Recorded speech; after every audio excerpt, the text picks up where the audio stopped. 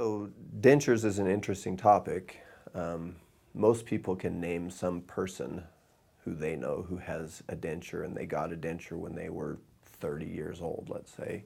And, you know, they say Uncle Fred had dentures from the time he was 30, and he can bite an apple, he can eat corn on the cob. You know, they'll tell you all these wonderful things about this person that they know that got a denture when they were really young.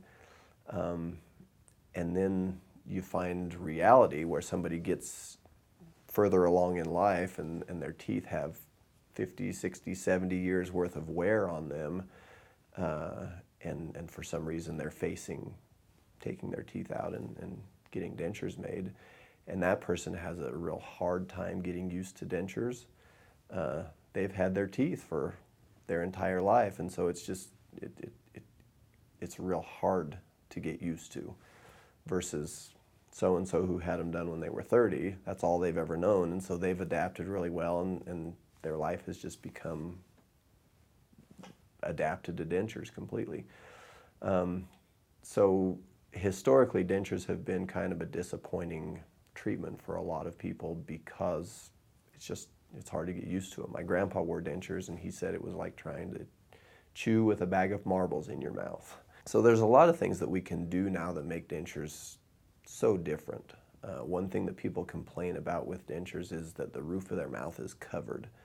And you have to have that with an upper denture so that it suctions in place and stays where it is. But you know, your taste changes when the roof of your mouth is covered. Your tongue has to get used to this big thick thing on the roof of your mouth, and so you talk different. There's a lot of things that they're different when that palate is covered. And so we do a lot of dentures combined with some dental implants so that we can take the roof of the mouth right out of the denture. Tastes are back to normal. It's a lot easier to get used to talking like you're used to talking without the roof of your mouth covered.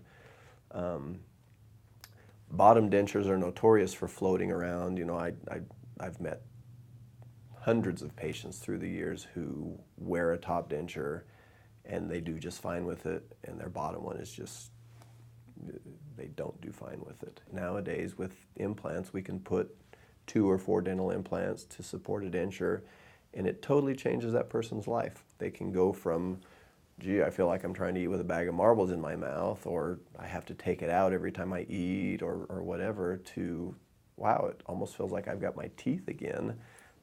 Everything's stable, everything's solid. I can bite into an apple, I can bite into corn on the cob, I can eat a steak.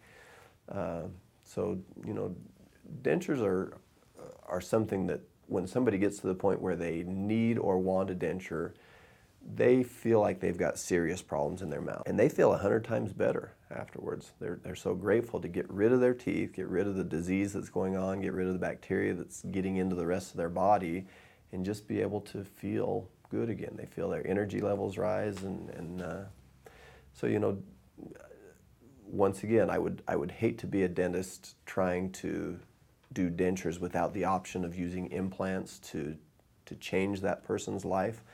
But I feel like a combination of going from diseased teeth to nice teeth that maybe wouldn't be stable without implants, maybe they would, to having the option to do implants if we need to, is wonderful, and again, is life-changing.